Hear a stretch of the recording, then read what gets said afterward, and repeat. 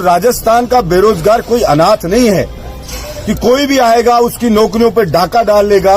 यहाँ 63% तक other state के लोग नौकरी चाह रहे गवर्नमेंट की, और हमारा यहाँ का बेरोजगार युवा ताकता रह जाता है। तो हमने कहा राजस्थान सरकार भी कानून बनाए कि राजस्थान की सरकारी भर्तियों में 90 से 100% राजस्थान के स्थानीय निवासियों का आरक्षण होगा, उनकी नौकरी लगेगी। और प्राइवेट कंपनियों में स्थानीय जवानों को कम से कम 75% की नौकरियां दी जाएंगी उनको। इसके साथ ही कोई भी सरकार बने, किसी भी पार्टी की बने, 4 साल तक कोई एक भी भर्ती नहीं निकालती है।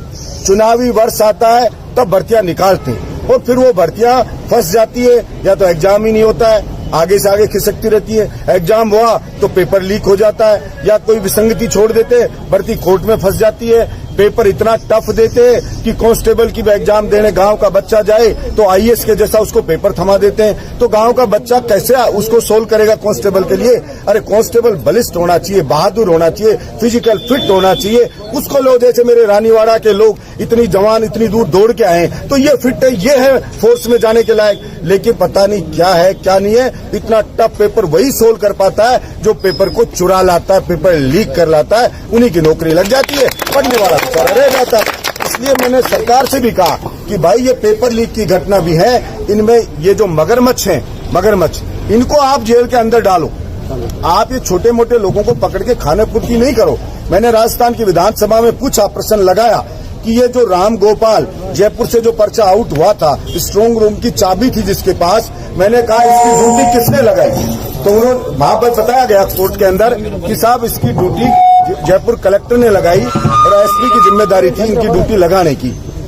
तो मैंने पूछा कि भाई फिर कलेक्टर को क्यों नहीं गिरफ्तार किया? अरे जो राम गोपाल मीणा है वो प्राइवेट आदमी है, प्राइवेट उसका खुद का कॉलेज है, उसी के कॉलेज में रीट की एग्जाम हो रही है, उसी के कॉलेज में सारे एग्जाम के सेंटर हैं, और वही पेपर जार रखे हुए, उसकी चाबी है स्ट्रांग रूम की। उसकी ड्यूटी क्या सोच के लगाई? क्या सरकारी कर्मचारी नहीं थे? क्या सरकारी अधिकारी नहीं थे जिनकी ड्यूटी इतनी इंपॉर्टेंट जगह लगाई जा सकती थी? लेकिन आपने वहां लगाई और कैमरे वहां के बंद कर दिए गए।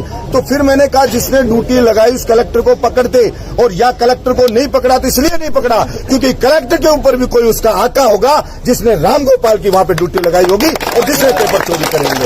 इसलिए यही मैंने सरकार से मांग की। मैं सूर्य उदय से सूर्यास्त होने तक 10 महीने पहले जयपुर के सेंट्रल पार्क में दौड़ा, इसी पेपर लीक के खिलाफ 5 लाख भर्तियां निकाले सरकार, इसी मांग को लेके। स्थानीय जवानों के लिए 100% का आरक्षण 90 से 100% का करे, इन्हीं मांगों के लिए। किसान के खेत तक पानी पहुंचाए, किसान को फ्री बिजली दे सरकार, इन्हीं मांगों के लिए। मुझे मुख्यमंत्री जी ने वचन दिया था कि मैं आपकी बात मानूंगा, आपकी मांगे मानूंगा, मैं ये कानून बनाऊंगा और बेरोजगार राजस्थान के इनके साथ न्याय करूंगा। लेकिन अभी विधानसभा में फिर पूछा तो सरकार की तरफ से जवाब आया कि हम ऐसा कोई कानून नहीं बना रहे।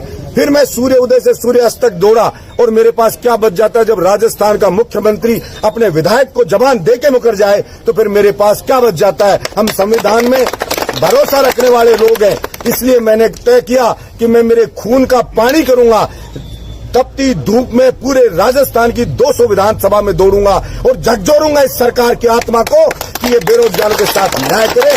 मुझे पूरा विश्वास है एक न एक दिन उनकी भी अंतरात्मा पुकारेगी कि बहरोड का विधायक है, ये अकेला नहीं बोल रहा है, ये मेरे राजस्थान की 8 करोड़ जनता की मांग है, ये राजस्थान के किसान मजदूर बेरोजगार की जबान है। इसलिए उन सबकी मांग है, सरकार हमारी मांगों को पूरा करेगी।